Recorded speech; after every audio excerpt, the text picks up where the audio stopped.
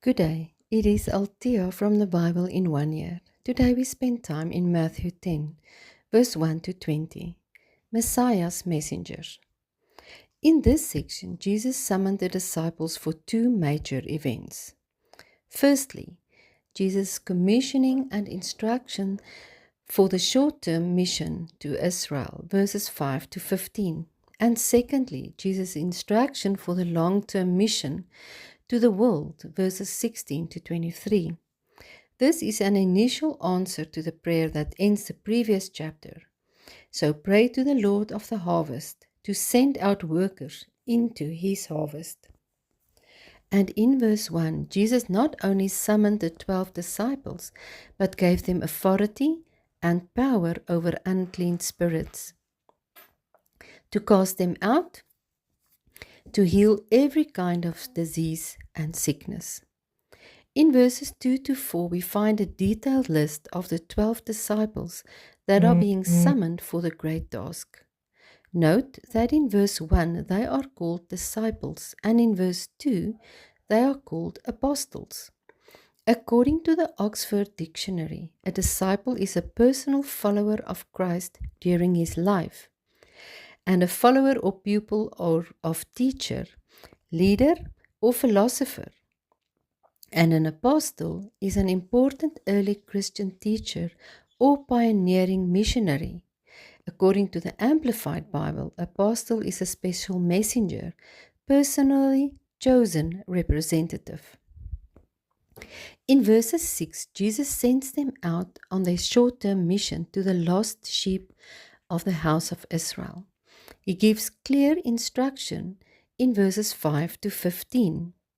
Do not go to the Gentiles, nor the Samaritans. God's plan for salvation was firstly to the Jews and then to the Gentiles. This mission was to prepare them for the second mission to the world that will include all people. In verses 7 and 8 we read, As you go preaching, saying, The kingdom of heaven is at hand. This means that the reign of God, represented by Jesus Christ, and now represented by the disciples, is near and accessible. The message was clear: repent and turn towards God as the Messiah has arrived, and the opportunity to enter is available. They were to minister to the people's spiritual and physical needs with the same authority as Jesus. Give this gift of the kingdom of heaven freely, because you received it freely. In verses 9 and 10, Jesus does not prevent them from owning anything of value, but rather stressing the specific requirement not to take these things on this specific mission.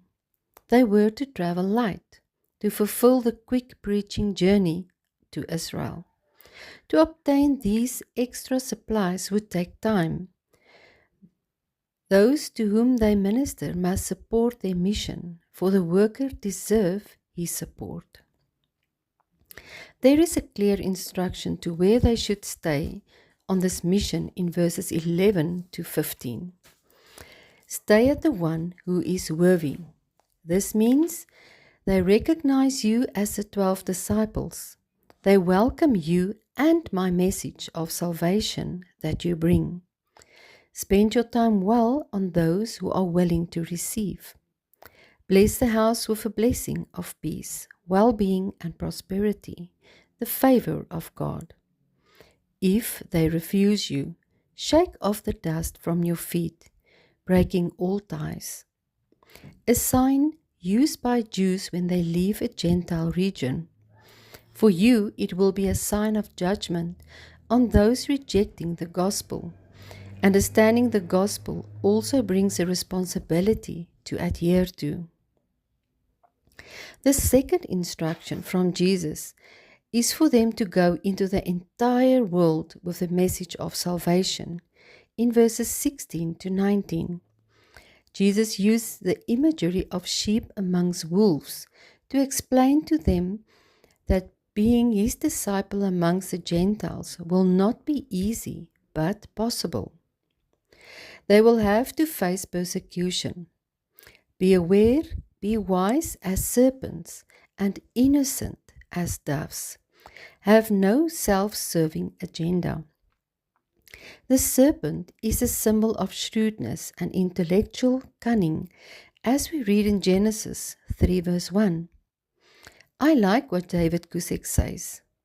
Wisdom would keep them from attracting trouble unnecessarily, or show them how to avoid it without compromise. Serpents are attacked by everyone and must use creativity and wisdom to survive. Remaining harmless would keep them from giving in to the temptation of retaliation.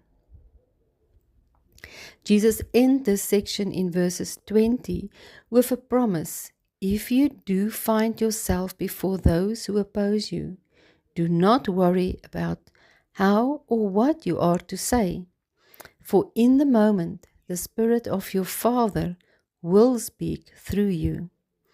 Take courage and remain steadfast as His laborer, equipped with His power and authority. Summoned as a disciple of Christ, encouraged to faithfully share the good news of salvation to anyone who is willing to receive and listen to you. May you be blessed. Goodbye.